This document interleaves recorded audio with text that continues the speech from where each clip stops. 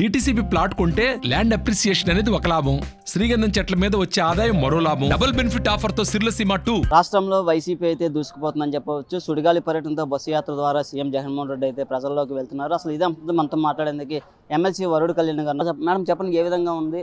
ఎన్నికలు మరి కొద్ది నెలల్లో రాబోతుండడంతో పూర్తిగా జగన్మోహన్ రెడ్డి గారు ప్రచారంలో దూసుకుపోతున్న పరిస్థితి ఏ విధంగా చూస్తారు దీన్ని? అందరికీ నమస్కారం. మన అందరం చూసాం జగనన్న గత 58 నెలల్లో ఏం చేశారో చెప్పడానికి ఎన్నో అభివృద్ధి సంక్షేమ కార్యక్రమాలు. దాంతో ఇంత ఉత్సాహంగా మన ముఖ్యమంత్రి గారైన జగన్మోహన్ రెడ్డి గారైనా, అతని క్యాడర్ అయినా, నాయకులు, కార్యకర్తలు అందరము కూడా చాలా ధైర్యంగా ఈరోజు ప్రజల్లోకి వెళ్ళి పార్టీ గురించి, అలాగే జగనన్న ప్రభుత్వం గురించి చెప్పగలుస్తూ ఉన్నాం.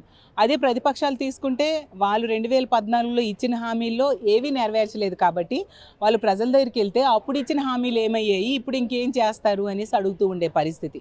కాబట్టి మేమైతే ఇచ్చిన హామీల్లో 99% నెరవేర్చడమే కాకుండా 2,57,000 కోట్ల రూపాయలని డీబీటీ పద్ధతిలో అత్యంత పారదర్శకంగా అర్హత ఉన్న ప్రతి ఒక్కరికి కూడా అందించిన పరిస్థితి ఈ రాష్ట్రంలో ఉంది. అలాగే విద్యా రంగంలో, వైద్య రంగంలో, వ్యవసాయ రంగంలో విప్లవాత్మకమైన మార్పులు తీసుకొచ్చి ఆంధ్రప్రదేశ్ రాష్ట్రాన్ని ఒక అభివృద్ధి ఆంధ్రప్రదేశ్గా, అలాగే ఒక సంక్షేమ ఆంధ్రప్రదేశ్గా ఈరోజు జగనన్న మార్చారు. ఒకప్పుడు తీసుకుంటే అసలు స్కూల్స్లో, గవర్నమెంట్ స్కూల్స్లో ఇంగ్లీష్ మీడియం విద్య అనేది ఒక కళ.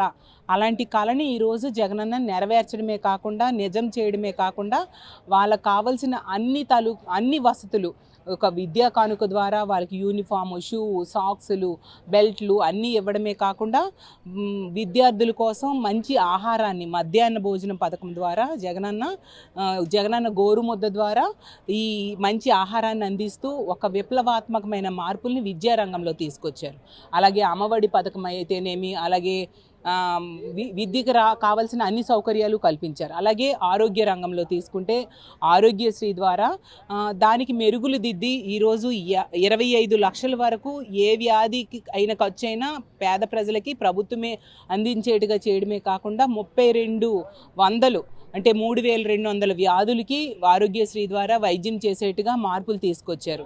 అలాగే ఆరోగ్య సురక్ష ద్వారా గ్రామీణ ప్రాంతాల్లో ఉన్న పేద ప్రజలకు కూడా దగ్గరికి వెళ్ళి వాళ్ళకి కావాల్సిన వైద్యాన్ని అందించేట్టుగా, వాళ్ళ జబ్బులకి టెస్టులు చేసి వాటన్నిటికీ మంచి వైద్యం అందించేట్టుగా చేయడమే కాకుండా ఫ్యామిలీ డాక్టర్ కాన్సెప్ట్ని మన ఆంధ్రప్రదేశ్ రాష్ట్రంలో ఇంప్లిమెంట్ చేసి అసలు పేదవాడికి ఫ్యామిలీ డాక్టర్ అనే కాన్సెప్ట్ రావడం ఒక గగనం. అలాంటి దాన్ని ఈరోజు జగనన్న సుసాధ్యం చేశారు. అలాగే తీసుకుంటే వ్యవసాయ రంగం, ఒకప్పుడు చంద్రబాబు నాయుడు గారు టైంలో రైతులు సరైన వ్యవసాయానికి సౌకర్యాలు లేక చంద్రబాబు నాయుడు ఏమో వ్యవసాయం దండగా అంటూ ఉండడం వలన వలసలు వెళ్ళిపోయేవారు. ఈరోజు జగనన్న ప్రభుత్వంలో ఆర్బీకేలు ఏర్పాటు చేసి రైతు కాళ్ళ దగ్గరికే వ్యవసాయం తాలూకా విత్తనాలైనా, ఎరువులైనా అన్ని రకాల సౌకర్యాలు, వ్యవసాయ పనిముట్లు అన్నీ అందించడంతో వలసలు వెళ్ళిపోయిన రైతులందరూ కూడా మళ్ళీ వచ్చి గ్రామాల్లో దర్జాగా వ్యవసాయం చేసుకునే పరిస్థితుల్ని ఈరోజు జగనన్న కల్పించారు. దీన్ని బట్టి మనకు అర్థమవుతూ ఉంది, జగనన్న ముఖ్యమంత్రి అయ్యాక అన్ని వర్గాల ప్రజలు కూడా ఎంతో సంతోషంగా జీవిస్తూ ఉన్నారు.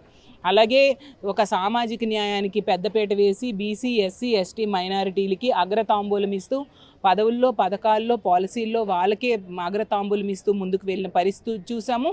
అలాగే ముఖ్యంగా మహిళల కోసం ఒకప్పుడు మహిళలు తమ తాలూకా కష్టాలు కానీ, తమ తాలూకా సమస్యలు కానీ ఎవరు చట్టసభల్లో ప్రస్తావిస్తారా అనేసి బేలగా ఎదురు చూసే రోజులు. ఈరోజు జగనన్న ముఖ్యమంత్రి అయ్యాక అన్నింట్లో కూడా వాళ్ళే సగం ఉండేట్టుగా ఏకంగా చట్టం తీసుకొచ్చారు.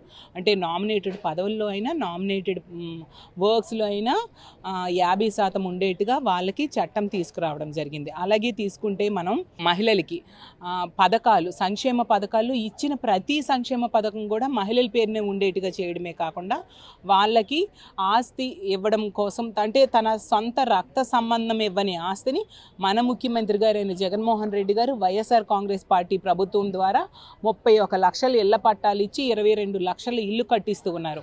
అంటే అన్ని రకాలుగా అన్ని వర్గాల ప్రజలకి ఈరోజు అభివృద్ధి, సంక్షేమం అంటే ఏంటో చేసి చూపించారు. అంతటితో ఆగిపోకుండా వాళ్ళకి ఉపాధి అవకాశాలు కూడా కల్పిస్తూ ఈరోజు 2,14,000 ఉద్యోగాలు జగనన్న ముఖ్యమంత్రి అయ్యి ఇవ్వడం జరిగింది. అందులో 50% మహిళలు ఉండడమే కాకుండా 80% బీసీ, ఎస్సీ, ఎస్టీ, మైనారిటీలు ఉన్న పరిస్థితి మనం చూసాం. అలాగే విశాఖ ఎంపీగా మహిళలకు ఇవ్వడం కారణం ఏంటి? పదవి జగనన్న ప్రతి సందర్భంలో కూడా మహిళలకే అగ్రతాంబూలం ఇస్తూ వచ్చారు. జగనన్న ముఖ్యమంత్రి అయ్యాక మహిళలను చూసి పురుషులు కుళ్ళుకునేంతగా మహిళలకి ఒక మహారాణుల్లా ఈరోజు నిలబెట్టారు. అందువల్లనే జనరల్ స్థానాల్లో ఎంతోమంది మహిళలు కూర్చోబెట్టారు. ఎంపీగా బొత్స ఝాన్సీ లక్ష్మి గారికి, అలాగే తీసుకుంటే మేయర్ గారు కూడా జనరల్ స్థానంలో ఒక మహిళని కూర్చోబెట్టడం జరిగింది. అలాగే ఒక ఎమ్మెల్సీగా జనరల్ స్థానంలో ఒక బీసీ మహిళని నన్ను పెట్టడం జరిగింది. ఇలా ఎన్నో సందర్భాలు జనరల్ స్థానాల్లో మహిళలకు అవకాశం ఇచ్చి మహిళల్ని ఈరోజు అగ్రస్థానంలో కూర్చోబెట్టారు జగనన్న.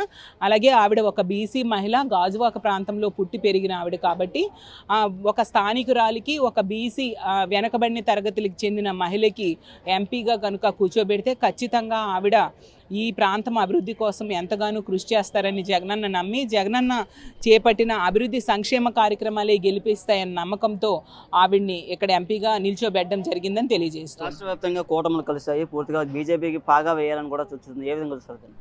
ఎవరు ఎంతమంది కలిసినా ఖచ్చితంగా 2024 మేలో జరుగుతున్న ఎన్నికల్లో ప్రజలందరూ కూడా జగనన్నకు ఓటేయడానికి సిద్ధంగా ఉన్నారు. ఎందుకంటే ఆ కూటమి వాళ్ళు 2014లో కూడా సేమ్ కూటమి కలిసి పోటీ చేశారు. వాళ్ళు ఒక మేనిఫెస్టో ఇచ్చారు. అప్పుడు 2014లో చంద్రబాబు నాయుడు గారు గెలిచి ముఖ్యమంత్రి అయ్యాక మేనిఫెస్టోని వెబ్సైట్లోంచి తీసేశారు.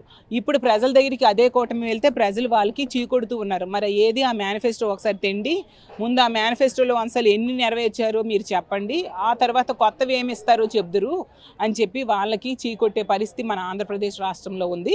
మేము తీసుకుంటే జగనన్న మేనిఫెస్టోని ఒక భగవద్గీతలా, బైబుల్లా, ఖురాన్లా భావించి అందులో అంశాలు 99% ఈరోజు నెరవేర్చారు. కాబట్టి మా కార్యకర్తలు కానీ మా నాయకులు కానీ ఎంతో సంతోషంగా, ధైర్యంగా ప్రజల దగ్గరికి వెళ్తూ ఉన్నాం. ఇన్ని చేసాం మీ కుటుంబానికి, మీరు దాన్ని చూసి ఓటేయండి, మీ కుటుంబానికి మేలు జరిగితేనే ఓటేయండి అని చెప్పి ధైర్యంగా చెప్పే పరిస్థితిని ఈరోజు జగనన్న తన పాలనలో కల్పించారు. ముఖ్యంగా విశాఖపట్నం, ఉత్తరాంధ్ర తీసుకుంటే ఈరోజు జగనన్న ముఖ్యమంత్రి అయ్యాక ఉత్తరాంధ్ర ఒక అభివృద్ధి పదంలో నడుస్తూ ఉన్న పరిస్థితి. 4 మెడికల్ కాలేజీలు, అలాగే భోగాపురం ఎయిర్పోర్టు, మూలపేట పోర్ట్, అలాగే తీసుకుంటే ఉద్దానం శాశ్వత పరిష్కారం చూపించారు, ఉద్దానం కిడ్నీ సమస్యకు.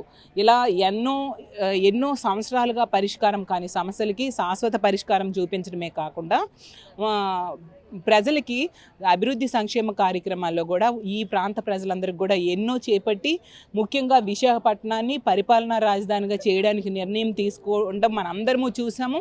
ప్రతిపక్షాలు ప్రజలలో జగనన్నకు వస్తున్న ఆదరణని చూసి వారవలేక ఈ పరిపాలనా రాజధాని రాకుండా ఉండడం కోసం ఎన్నో అడ్డులు పెడుతూ ఉన్నారు.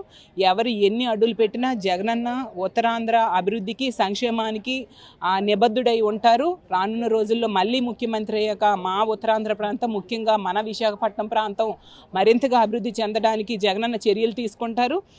జగనన్న ముఖ్యమంత్రి అయ్యాక మనం చూసాం, ఇక్కడ ఉపాధి అవకాశాల కోసం ఇన్ఫోసిస్ తీసుకొచ్చారు, ఇనార్బిట్ మాల్ తీసుకొచ్చారు, అలాగే అదానీ డేటా సెంటర్ తీసుకొచ్చారు. ఎన్నో కంపెనీలు కూడా విశాఖపట్నంలో తీసుకొచ్చి అక్కడ అభివృద్ధి చేస్తూ ఉన్నారు. ఇన్ని కార్యక్రమాలు చేస్తే ఎందుకు వైసీపీ గత ఎన్నికల్లో ఓడిపోయింది? ఇప్పుడు ఎందుకు విశాఖ అంటే ప్రజలు వైసీపీకి ఓటేయట్లేదు? గత ఎన్నికల్లో ఎందుకు ఎంపీ గెలిచాము, ఎమ్మెల్యేలు కూడా గెలిచాము, మంచి ఓటు శాతం కూడా వచ్చింది. మీ అందరికీ తెలుసు, జగనన్న ఎప్పుడు కూడా పేదల పక్షపాతి. పేదలకి మంచి జరుగుతుంది అంటే అతని ఎందాకైనా వెళ్ళడానికైనా సిద్ధంగా ఉంటారు. అలాగే విశాఖపట్నం అభివృద్ధి గురించి ముందు నుంచి కూడా ఎంతగానో కృషి చేస్తూ ఉన్నారు. ఎన్నో హామీలు ఇచ్చారు, అవన్నీ నెరవేర్చారు. రానున్న రోజుల్లో మరింతగా నెరవేరుస్తారు. ప్రజలందరూ కూడా జగనన్నకి ఎంతో మళ్ళీ ఓట్లు వేసి గెలిపించడానికి సిద్ధంగా ఉన్నారు. ఎందుకంటే మా ప్రాంతం, మా విశాఖపట్నం అభివృద్ధి చెందించడానికి ఎంత కృషి చేస్తున్నారు, ఎంత తాపత్రయపడుతున్నారు. ఎలాంటి వ్యక్తిని మళ్ళీ ముఖ్యమంత్రి చేసుకుంటే మన ప్రాంతం గట్టిగా అభివృద్ధి చెందుతుంది, బాగా అభివృద్ధి చెందుతుంది. ప్రతిపక్షాలు చెప్పే మాటలు మనం నమ్మొద్దు అని చెప్పి ప్రజలందరూ కూడా బలంగా నిర్ణయించుకొని ఉన్నారు. రానున్న రోజుల్లో ఈ విశాఖపట్నం అయితేనేం, ఉత్తరాంధ్ర అయితేనేం భారీ మెజారిటీతో గెలిచి తీరుతాము. అలాగే 34 సీట్లు కూడా మా వైఎస్ఆర్ కాంగ్రెస్ పార్టీకే వస్తుందని తెలియజేస్తూ ఉన్నాం. రాష్ట్ర వ్యాప్తంగా ఎన్ని సీట్లు వచ్చే అవకాశం? మేము ముందు నుంచి చెప్తూ ఉన్నాము, కుప్పంతో సహా, కుప్పం, మంగళగిరి, అలాగే హిందూపురం అన్ని స్థానాలతో సహా మా వైఎస్ఆర్ కాంగ్రెస్ పార్టీయే గెలిచి తీరుతుంది. ఎందుకంటే ప్రతి ప్రాంతం కూడా అభివృద్ధి చేశారు మా ముఖ్యమంత్రి గారు, మా వైఎస్ఆర్ కాంగ్రెస్ పార్టీ ప్రభుత్వం. కుప్పమే తీసుకుంటే ఎన్నో ఏళ్ళుగా అక్కడ తాగునీరు సమస్య ఉంటే దాన్ని 450 కోట్లు పెట్టి హంద్రీనివా ద్వారా నీరు తీసుకొచ్చి జగనన్న ఇచ్చారు. మరి 35 సంవత్సరాలుగా అక్కడ ఎమ్మెల్యేగా చేశారు. 14 ఏళ్ళు ముఖ్యమంత్రిగా చేసిన చంద్రబాబు నాయుడు గారు తన సొంత నియోజకవర్గానికి మంచినీరు తెచ్చుకోలేకపోయారు. అలాగే కుప్పాన్ని మున్సిపాలిటీ చేయలేకపోయారు చంద్రబాబు నాయుడు గారు, రెవెన్యూ డివిజన్ చేయలేకపోయారు. సిగ్గు లేకుండా మళ్ళీ జగనన్న ముఖ్యమంత్రి అయ్యాక చంద్రబాబు నాయుడు గారు లెటర్ రాశారు, నా కుప్పంకేమో రెవెన్యూ డివిజన్ చేయండి అనేసి. అంటే ఒక చేతకాని ఎమ్మెల్యేగా చంద్రబాబు నాయుడు గారు మిగిలిపోయారు. ఖచ్చితంగా రానున్న రోజుల్లో 175కి 175 సీట్లు మేము గెలిచి తీరుతామని తెలియజేస్తున్నాను. ఇది ఎమ్మెల్సీ వరుడు కళ్యాణ్ గారు చెప్తున్నారు. వచ్చే ఎన్నికల్లో పూర్తిగా వైసీపీదని మళ్ళీ 170 స్థానాలను 175కి గెలుస్తామని చెప్తున్నారు. ఇక్కడ వచ్చి వీడియో జర్నలిస్ట్ సాగర్తో నాయుడు, RTV విశాఖ నుంచి. మరిన్ని వీడియోస్ కోసం ఛానల్ ని సబ్స్క్రైబ్ చేయండి. లేటెస్ట్ అప్డేట్స్ కోసం వాట్సాప్ ఛానల్ ని ఫాలో చేయండి. అండ్ లింక్ డిస్క్రిప్షన్ లో ఉంది.